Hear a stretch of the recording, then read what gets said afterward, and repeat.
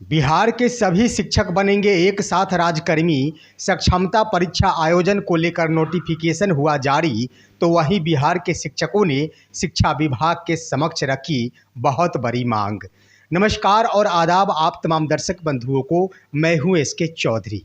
साथियों, एक तरफ जहां चुनावी वर्ष में बिहार के वर्तमान मुख्यमंत्री श्री नीतीश कुमार तमाम शिक्षकों के ऊपर किए गए प्रताड़ना का दंश झेल रहे हैं, वहीं एक बार फिर से के पाठक द्वारा सक्षमता परीक्षा फेज 2 का नोटिफिकेशन जारी करते हुए नीतीश कुमार के जले पर नमक छिड़कने का प्रयास किया गया है।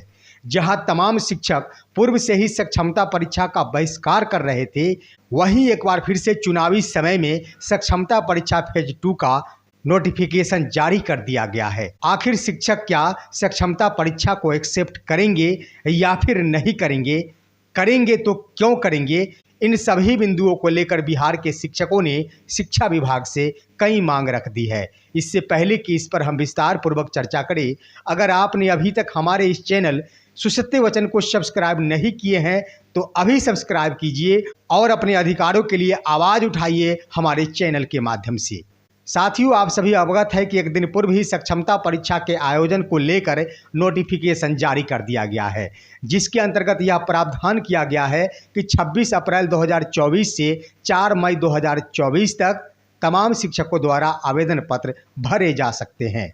लेकिन साथियों, सबसे बड़ी बात यह है कि इस नोटिफिकेशन के अंतर्गत उस तिथि का प्रावधान नहीं किया गया है जिस तिथि में तमाम शिक्षकों के सक्षमता परीक्षा 2 का परीक्षा का आयोजन किया जाएगा। आखिर सरकार भी विवश की स्थिति में इसलिए पड़ी हुई है कि शिक्षक आखिर सक्षमता परीक्षा के लिए फॉर्म भरेंगे या फिर नहीं भरेंगे, उसके बाद ही परीक्षा को लेकर तिथियां निर्धारित की जाएगी। लेकिन सबसे बड़ा सवाल उठता है कि आखिर सक्षमता परीक्षा क्यों देंगे बिहार के वे सभी शिक्षक जिन्होंने सक्षमता परीक्षा का बहिष्कार कर रखी है। साथियों, सक्षमता परीक्षा का नोटिफिकेशन ने तमाम नियोजित शिक्षकों को सोचने पर मजबूर कर दिया है कि आखिर सक्षमता परीक्षा का फॉर्म भरा जाए या फिर नहीं भरा जाए। आखिर सक्षमता परीक्षा फॉर्म भर देने से क्या लाभ होंगे और नहीं भरने से क्या नुकसान होंगे? साथियों, इन बिंदुओं पर हम अपनी राय स्पष्ट करेंगे। साथ ही साथ शिक्षक नेताओं द्वारा जो भी बयान जारी किया गया है उसका भी खुलासा करेंगे। लेकिन आप सभी हमारे इस वीडियो में अंत तक बने रहेंगे। सबसे पहले हम बता दें कि सक्षमता परीक्षा आयोजन का मुख्य उद्देश्य क्या है। साथियों, आप सभी अवगत है कि सक्षमता परीक्षा लेकर बिहार सरकार की शिक्षा विभाग सबसे पहले ये करना चाह रही है कि तमाम शिक्षकों को नई सेवा में परिवर्तन करने जा रही है।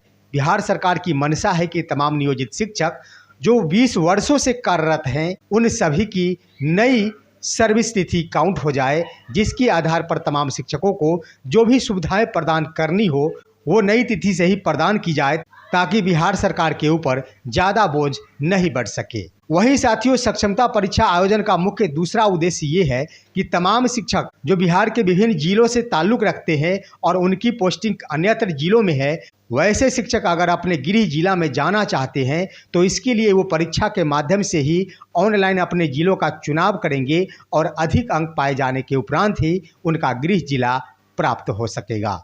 और साथियों, सक्षमता परीक्षा आयोजन का तीसरा सबसे प्रमुख उद्देश्य है तमाम शिक्षकों को राजकर्मी बनाकर शिक्षा विभाग के दायरे में लाना। साथियों, इन तीनों बिंदुओं के आधार पर आइए हम जानते हैं कि सक्षमता परीक्षा फेज 2 के अंतर्गत क्या शिक्षकों को इसमें बढ़ चढ़कर भाग लेनी चाहिए या फिर इसका बहिष्कार करनी चाहिए। साथियों, हम आपको बता दें कि किसी भी बिंदु पर लड़ने के लिए लड़ने वालों की कुछ न कुछ संख्या अवश्य चाहिए। यह बात बिल्कुल सही है कि शिक्षक सक्षमता परीक्षा में बैठे या फिर ना बैठे, उनको जो सुविधा मिलनी होगी उनको वो सुविधा मिलेगी ही। चाहे वो सक्षमता परीक्षा उत्तीर्ण होकर विशिष्ट शिक्षक बने, उनको भी वही सुविधा प्रदान की जाएगी जो सुविधा नियोजित शिक्षक बने रहने पर भी उन्हें प्रदान किया जाएगा।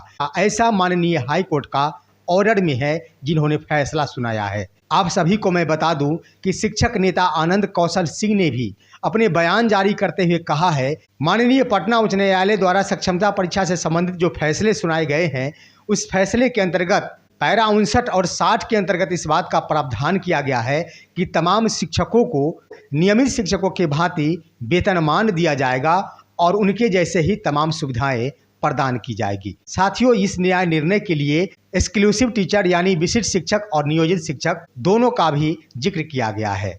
तो इन बिंदुओं से स्पष्ट हो चुका है कि शिक्षक को हर हाल में तमाम सुविधाएं मिलेगी और इसके लिए शिक्षकों को संघर्ष करना होगा। चाहे शिक्षक सक्षमता परीक्षा में भाग लेकर विशिष्ट शिक्षक बनते हैं, इसके लिए भी उनको संघर्ष करना होगा, क्योंकि उनकी सेवा नए में परिवर्तित करने जा रही है बिहार की शिक्षा विभाग। और इस आधार पर वे सभी शिक्षक विशिष्ट शिक्षक बनते ही अपने पूर्व की सेवाओं से हाथ धो बैठेंगे और उनकी पूर्व की सेवा गणना नहीं की जाएगी।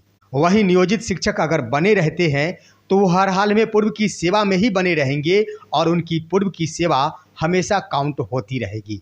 साथियों, शिक्षक नेता ने एक बहुत बड़ी बात ये भी कह दी है कि सरकार को हर हाल में माननीय पटना उच्च न्यायालय की बात माननी पड़ेगी। अगर सरकार 3 महीने के अंदर तमाम माननीय पटना उच्च न्यायालय के फैसले को स्वीकार नहीं करती है तो इसके एवज में हम सभी अवमानना दायर करेंगे। निश्चित रूप से करना भी चाहिए, क्योंकि सरकार का काम ही है नियोजित शिक्षकों को बार बार प्रताड़ित करना। शिक्षक अगर विभाग की बातों की अवहेलना करते हैं तो उन पर कार्रवाई की जाती है, और जब शिक्षा विभाग माननीय पटना उच्च न्यायालय की अवहेलना करेंगे तो क्या उनके ऊपर जुर्माना नहीं लगना चाहिए और उनके ऊपर कार्रवाई नहीं होनी चाहिए? ये कहीं से जायज नहीं है। इसके लिए अवमानना दायर होना चाहिए और करना भी चाहिए, लेकिन 3 महीने का इंतजार है। सरकार इसी 3 महीने के अंतर्गत द्वितीय सक्षमता परीक्षा का आयोजन की है और यह देखना चाह रही है कि आखिर सक्षमता परीक्षा के लिए तमाम शिक्षक आवेदन कर देते हैं। इसका मतलब है कि शिक्षक झुकाव की ओर है और इसके आधार पर उन पर एक से बढ़कर एक दबाव बनाते हुए सक्षमता परीक्षा में शामिल कराया जा सकता है। और अन्य बड़ी बात कि सक्षमता परीक्षा फेज 1 के अंतर्गत जो भी शिक्षक सफल हुए हैं उन सभी के लिए भी यह आदेश जारी किया गया है कि तमाम शिक्षकों के विद्यालयों का आवंटन 4 जून के बाद ही किया जाएगा, क्योंकि आचार संहिता है। साथियों, पहले भी मैंने बताया था कि आचार संहिता कोई मायने नहीं रखता है। अगर आचार संहिता मायने रखता तो सक्षमता परीक्षा फेज 2 का नोटिफिकेशन जारी नहीं किया जाता। हर हाल में सक्षमता परीक्षा और विशिष्ट शिक्षक के मामले फंसेंगे, इसे कोई नहीं रोक सकता है। इसके लिए सरकार समय को टालती जा रही है और उनकी ओर से यह प्रयास किया जा रहा है कि जब तक शिक्षक सक्षमता परीक्षा का बहिष्कार करते रहेंगे, विशिष्ट शिक्षक के लिए समस्याएं बनी ही रहेगी। और जब तक एक साथ नियोजित शिक्षकों का मामला ही समाप्त हो जाता है, तमाम शिक्षकों को नई सेवा में परिणत कर दिया जाता है, तो सरकार के समक्ष चुनौती समाप्त हो जाएगी। लेकिन शिक्षक इस बात को बिल्कुल समझ चुके हैं और किसी भी सूरत में अपनी लड़ाइयों को समाप्त नहीं करेंगे। साथियों, सक्षमता परीक्षा का आवेदन अगर तमाम शिक्षकों द्वारा भर दिया जाता है तो लड़ाई ही समाप्त हो जाएगी और किसी भी प्रकार की मांग और अपनी आवाज़ उठाने लायक नहीं रह जाएंगे बिहार के नियोजित शिक्षक।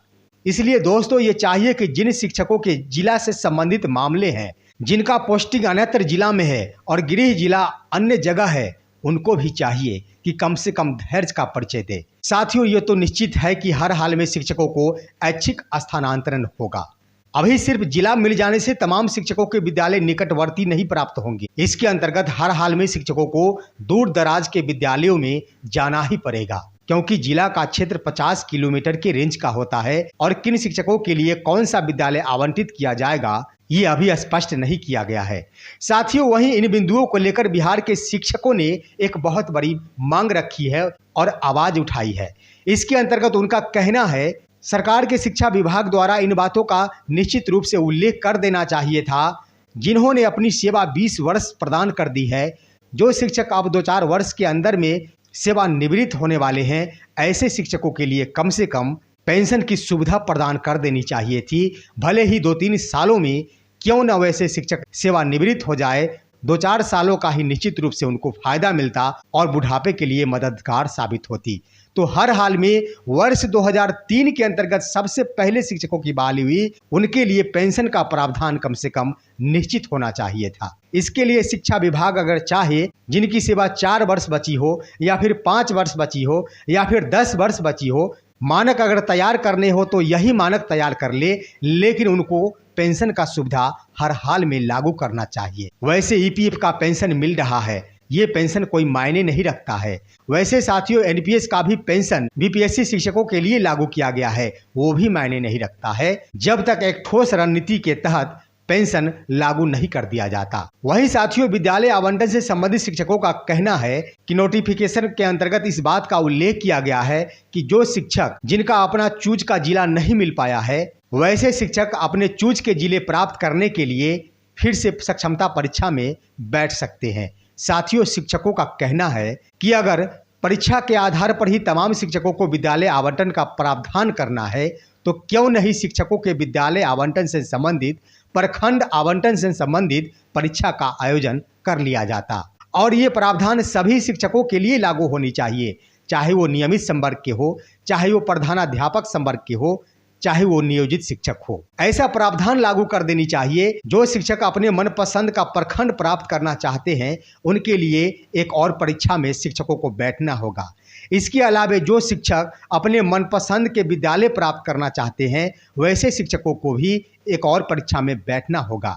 ऐसा ही प्रावधान कर दे बिहार की शिक्षा विभाग, शिक्षक इसे सहर्ष स्वीकार करेंगे। परंतु ना तो कुछ सुविधा प्रदान की जा रही है और ना ही उनको वित्तीय लाभ दिया जा रहा है, ना ही सेवा निरंतरता का लाभ दिया जा रहा है, और सिर्फ ब सिर्फ परीक्षा देने पर मजबूर किया जा रहा है। यह कहीं से न्याय साबित नहीं होता है। तो साथियों, अंत में हम इस वीडियो का सार संक्षिप्त रूप में बता दें कि तमाम शिक्षकों को सक्षमता परीक्षा तभी स्वीकार करनी चाहिए जब शिक्षकों के लिए कोई विशेष प्रावधान शिक्षा विभाग द्वारा लागू किया जाए। तमाम शिक्षकों को कम से कम लड़ने के लिए सक्षमता परीक्षा का बहिष्कार अवश्य करनी चाहिए। और तीसरी बड़ी बात कि हर हाल में शिक्षकों की सारे मांगे पूरी की जाएगी, चाहे वो राजकर्मी का दर्जा हो, चाहे वो निकटवर्ती विद्यालय का आवंटन हो, चाहे वो मनपसंद के जिले का चुनाव हो। तमाम सुविधाएं शिक्षकों को हर हाल में प्राप्त होंगी, लेकिन शिक्षकों को कम से कम 4 जून तक निश्चित रूप से धैर्य का परिचय देना चाहिए। वहीं शिक्षा विभाग की ओर से अगर कोई स्पष्ट दिशा निर्देश जारी किया जाता है, फिर इस पर विचार करनी चाहिए। तो साथियों, ये थी आज की अहम खबर। आप सभी हमारे इस वीडियो को लाइक करेंगे, साथ ही साथ तमाम दोस्तों के पास इसे शेयर करेंगे। और आप दीजिए इजाजत अपने ही दोस्त SK चौधरी को। हम फिर मिलेंगे आपसे अगले वीडियो में। तब तक के लिए कहते हैं जय हिंद, जय भारत दोस्तों।